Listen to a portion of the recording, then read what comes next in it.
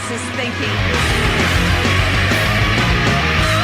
I'm dedicated to it. I can't be stopped.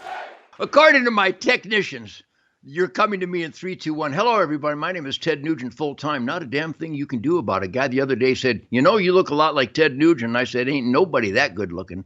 Have some Minutemen coffee, because I'm like a Minuteman. I wasn't at the Concord Bridge, but I'm here now. Be a Minuteman. Be tuned in to your sacred duty, your spiritual patriotic responsibility to give directions to your elected employees. That's really what the Ted Nugent Spirit Campfire is about. It's about this experiment in self-government and how if you're not participating, Nancy Pelosi is laughing at your family tree. But I'm having Minutemen coffee. Go to Minutemen Coffee. Is there there it is, MinutemenCoffee.com. Isn't it just absolutely appropriate that the coffee I drink is called Minutemen, brought to you by heroes of the U.S. military, veteran-owned, veteran-operated, veteran-pummeled. Minutemen Coffee. Type in the code SPIRIT. You have to have spirit with your Joe. Have a hot cup of Joe, mother.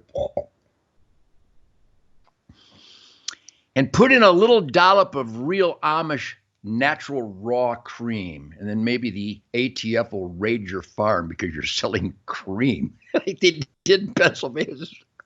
Holy son of a... So anyhow, speaking of a holy son of a...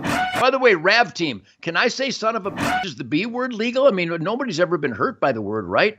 When I get off stage, all the guys say, hey, Uncle Ted, that was a son of a... So that's a compliment. So I'm going to have another son of a on right now. His name is John Wayne Walding, born on the 4th of July.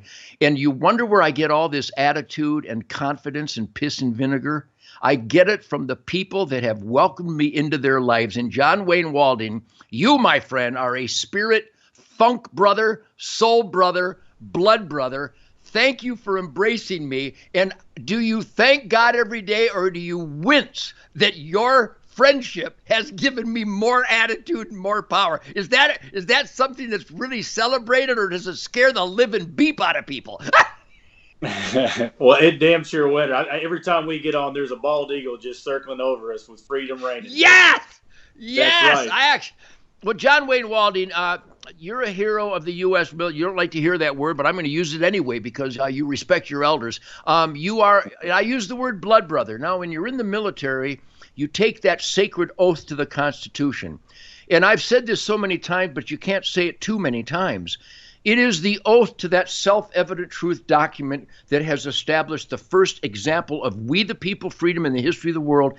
Tell me why you pursued a military life based on those self-evident words in the U.S. Constitution. And some of I want my friends at Spirit Campfire to know the pain and suffering you've witnessed, you've endured. I know that's a long question, but John Wayne Walding, thanks for your spirit at my campfire. Let her rip. Tell us how this all came about. Well, Ted, I always tell everybody to never believe my resume because it's awesome, right? When you read my resume, you'll see John Wayne, born on the 4th of July, Green Beret, Silver Star, Purple Heart, all these great things. But what you don't see in that resume is the first memory of my dad was me being in the backseat of my grandmother's Lincoln Town Car, and they had to stop because a chain of convicts were in orange jumpsuit going from county lockup to the courthouse. Well, one of them was my dad, right? So imagine that being the first memory of your dad was seeing him go to get sentenced to jail, right? Well, my second thing is my mother was already in jail. So I went from being that kid now living with his grandparents in this little redneck town in Groesbeck, Texas, to one day joining the Army. And I wanted to join the Army because I care about being a part of something that's bigger than myself, right? Not about more followers on whatever gram or whatever this is, this bigger, vacation spot that everybody, this selfie generation that we have, right? I genuinely care about what made this country great, and I'm going to forever try to give that back and make sure that we have those freedoms from today and on, right? And so that kid joins the Army, then one day becomes a Green Beret, right? And is one of the top fighting forces on the planet. And to, if people don't know this, but like, you can't just go be a Green Beret. You actually got to go to selection process. And if you're at the end of those 25 days of the selection, they get to choose, right, who goes to Green Beret school. And then again, I get to be one of those very, very few that are chosen, and being on that parade field with that commander saying, "Don, that coveted Green Beret," that's one of the most profound moments of my life. Well, then move forward, right? So now I'm with those blood brothers that you're talking about, right? That's what being a blood brother really is. And when you are on that team of guys that are quite literally willing to fight for the death, right, to help each other stay alive, that's what helped us get in a battle one day where in April 6, 2008, my ODA went up against 200 insurgents, right? Islamic radical extremists. That's what we went up against. And after 6.5 hours, we had 70 danger close air strikes. 10 Silver Stars were awarded for that day, which 2 of those were upgraded to the Medals of Honor, which made us one of the most decorated Special Forces team in history. We had 8 Purple Hearts. Think about that. Anybody have that bad day at the office where 10 of us are on the mountain, but 8 of us get shot? That's a bad day at the office. These people, wow, in corporate America don't know what that really is, right? And unfortunately for me, I got my right leg shot off. Quite literally, it was only hanging by an inch of flesh. And this was about halfway during this 6.5 hour firefight, where I grabbed the leg, literally folded up into my, crotch and tied it to my thigh as I fight my way all the way off the mountain that day with my brothers. Well, now, that was April 6th. Well, what are we going to do about April 7th, right? When I wake up in that hospital bed and I'm terrified to look down, to find out whether this 27-year-old Green Beret who can do anything that he ever wants, now I'm going to find out if I can't walk. Right, and the significance of what that inevitable word means, I can't, right? And that's whenever I found that out, that I couldn't walk. And fortunately, there were a few things that helped me overcome that word can't, right? The first one was God. Believe me when I say God is real, because there's no handbook in the tactical world that says that 15 guys are going to go up against 200 Taliban and we win, right? But with God's handbook, that happens, right? There's no medical handbook that says that a guy gets his leg shot off and not only 4.5 hours is that guy still alive, but one day that guy's going to run a marathon, right? But with God, it happens, and another thing to help me overcome it is my family. But while we're on this phone call today, and I want everyone to know this that is listening to me, one of the most significant reasons to why I've been able to overcome that word can't, it's you, Americans. Never underestimate the magnitude of what those 2 words, thank you, mean to a veteran. Because if you don't believe me, ask a Vietnam guy, right? I wanted to go to war, right? My name's John Wayne. I was born on 4th of July. If God ever put it in black and white, he did it for me and what I need to do.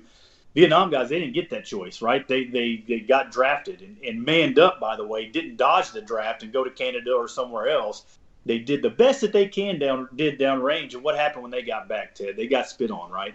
They got called baby killers. And that didn't happen with us, brother. Like what happened with me, I had genuine Americans that just wanted to love me and give me a bear hug of thank you. Like you see that mountain caribou head on the wall. You know why I was able to get that mountain caribou? Because some great Americans in Utah said, you know what, thank you for your service, and I'm going to take you to the southern tip of the Arctic Circle and go chase this animal that I couldn't, afford to chase on my own, right? Same thing with the head next to it. Brother, me and you've been in the stand together.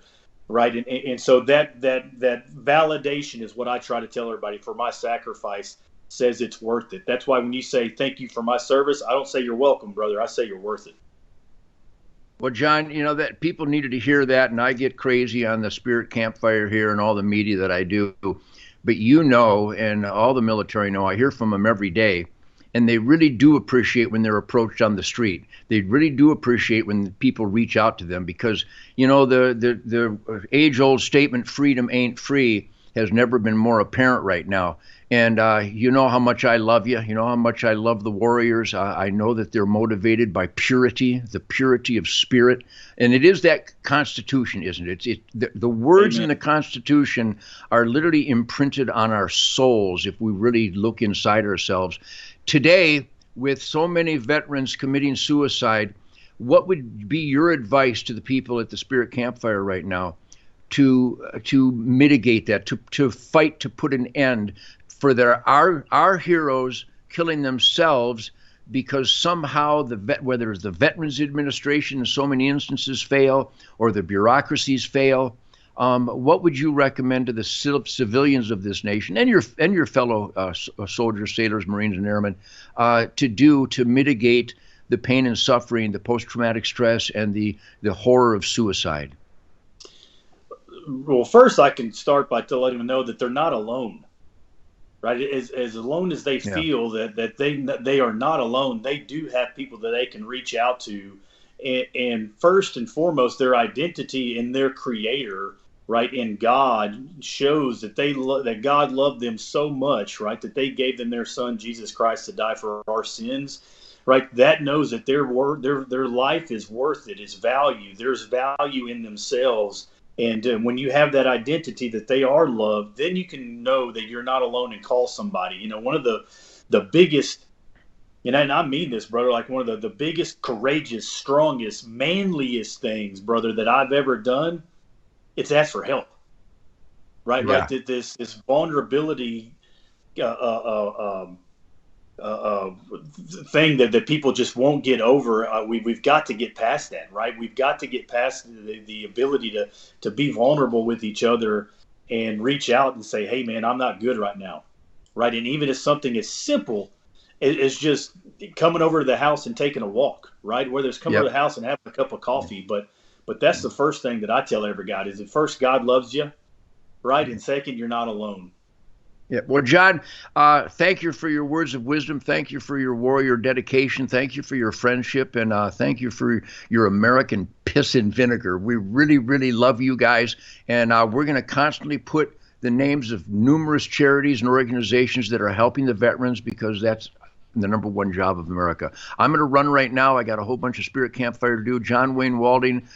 Real Americans know that freedom ain't free, and we love you guys, and I'm going to keep in touch with you because we have to share another campfire ASAP besides the technological campfire. This is the Ted Nugent, Real America's Voice, Spirit Campfire, truth, logic, and common sense, unlimited.